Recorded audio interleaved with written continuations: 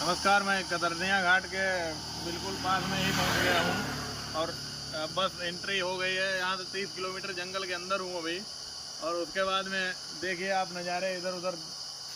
तुरंत ये rail line भी निकली हुई है, बाकी पतली रोड भी है। ये जंगल बहुत सारे अच्छे पेड़ हैं। यहाँ पे बाघ बहुत ज़्यादा हैं। यहाँ पे लोगों ने रुकने के लिए मना किया था, मैं अपनी रिस्क पे रुका हूँ और ज़्यादा देर नहीं रुकूंगा। 2 मिनट रुक के सीधे निकल जाऊंगा। केवल वीडियो बनाने के ही उद्देश्य से रुका था बस। उसके बाद में जगह जगह बोर्ड लिखे हुए हैं, सारे इंस्ट्रक्शन दिए हुए हैं और बहुत अच्छे नज़ारे लग रहे हैं। 30 किलोमीटर चल के आया हूँ जंगल में, काफ़ी स्वर्ग जैसा माहौल दिख रहा है। आगे यहाँ पे नहर भी है, वहाँ पे डॉल्फिन वगैरह, मगरमच्छ और कई सारे बाघ और कई सारी प्रजातियां वन्य जीव की हैं जो यहाँ पे संरक्षित हैं इस जंगल में।